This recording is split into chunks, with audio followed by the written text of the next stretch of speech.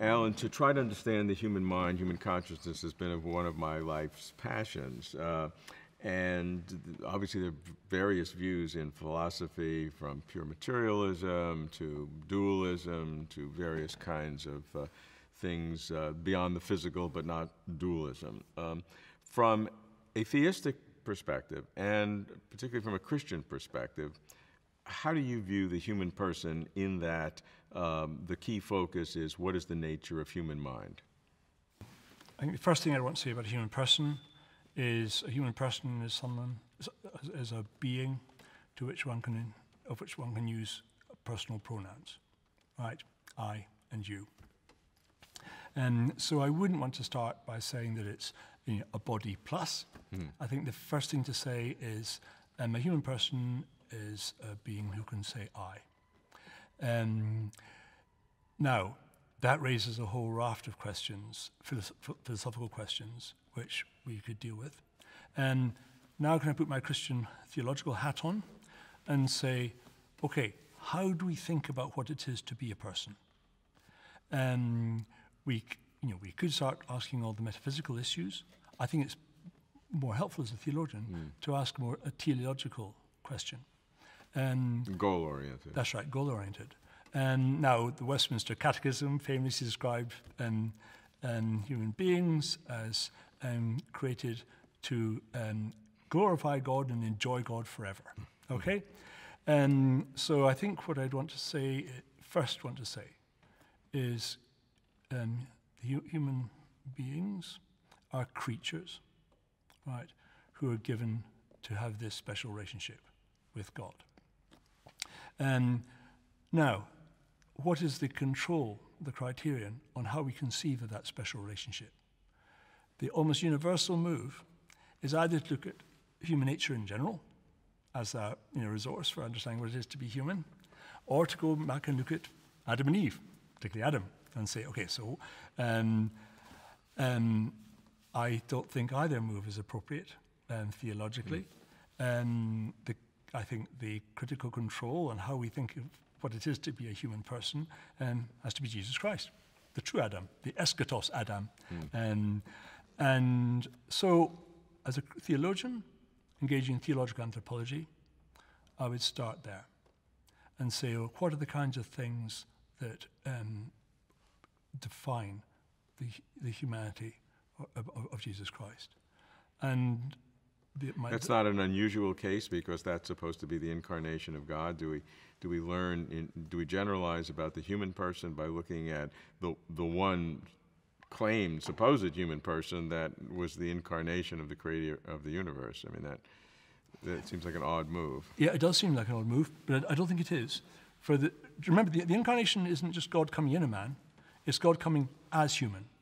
Okay, and so when we look at Jesus Christ, yes, we see God come as human, but we see what it is to be human in truth. Okay?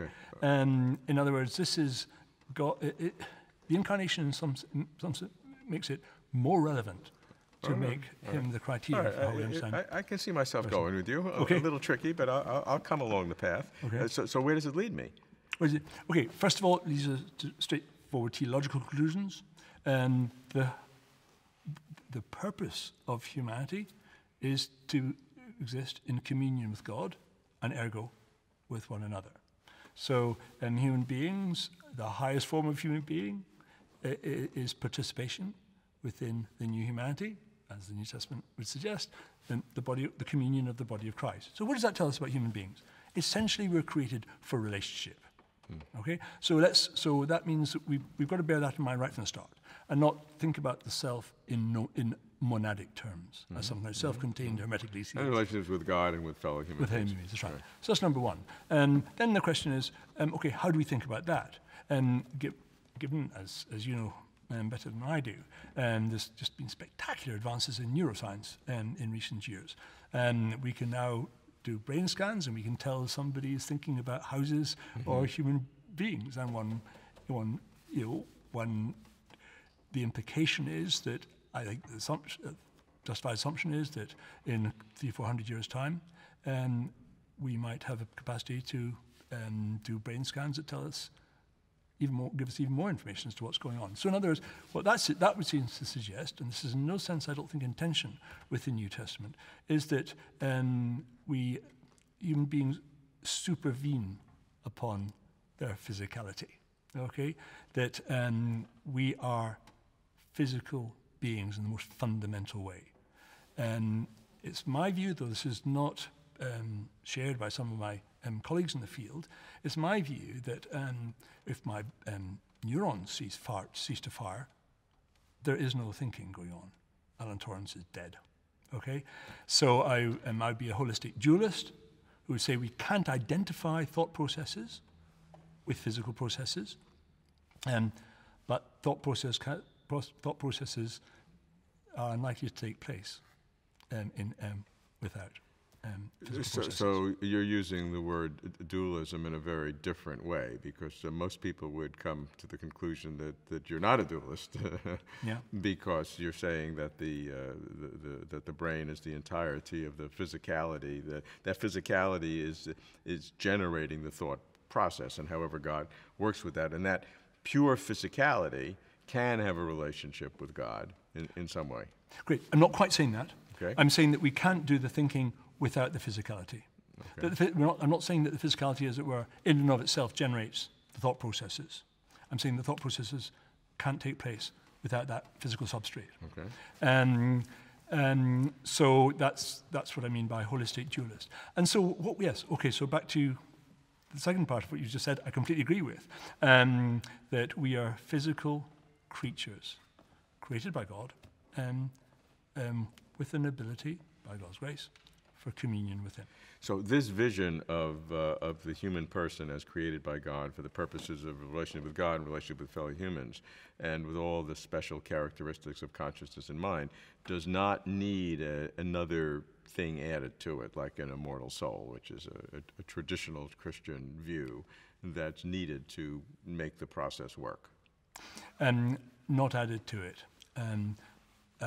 What is I think not added to it, but not at all. You Yeah, I'm saying it's entirely appropriate to talk about the soul. Soma's a key biblical word. As I understand it, the soul refers to the whole person, what it is to be Alan Torrance. Okay, and with a particular emphasis on that orientation of Alan Torrance towards God. Is there anything in the Alan Torrance that exists now that is not definable in your theistic understanding of the person, that's not definable in physical terms? Yes. You said in Alan Torrance, I would simply say I'm considerably more than purely physical.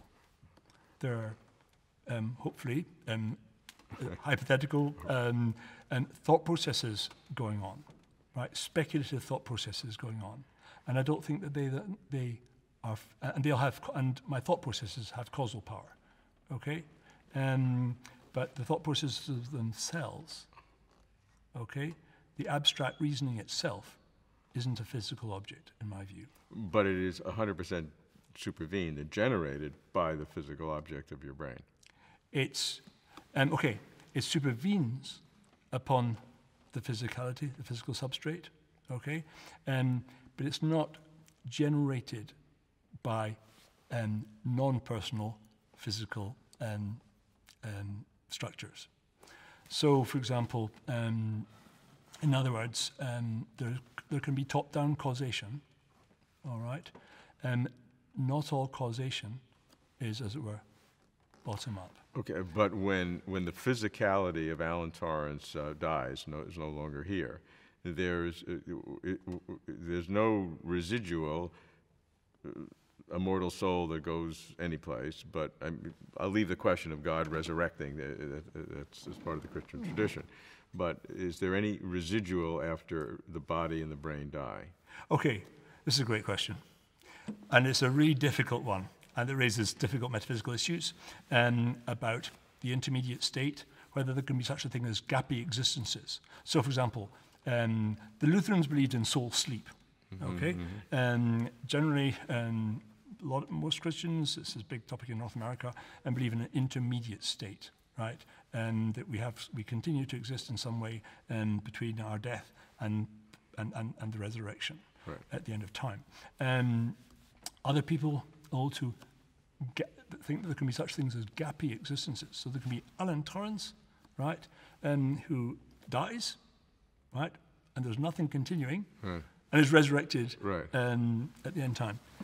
I don't have a final view on how to think about these things. I wish I did, but for a raft of reasons, I wrestle with them. I like indeterminacy. That's a fair comment. That's a fair comment. But since you're uncertain about what happens, can you, if it were the case that there's some continuation, however vague, because you admit that may be possible, you're not willing to exclude that because you're uncertain. How would that happen?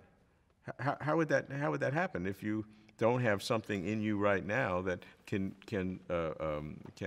survive bodily death? Yeah, it would have to happen because God somehow provided some occasion for this. I see. So something God would have to do to this personhood of, which is purely physical, supervening on the physical during lifetime, during this period of time, God would have to kind of put a scaffolding there or do something to keep that going. That's my view. Okay. Because I actually think that when I die, when the neurons stop firing, I don't think there's going to be anything mental going on.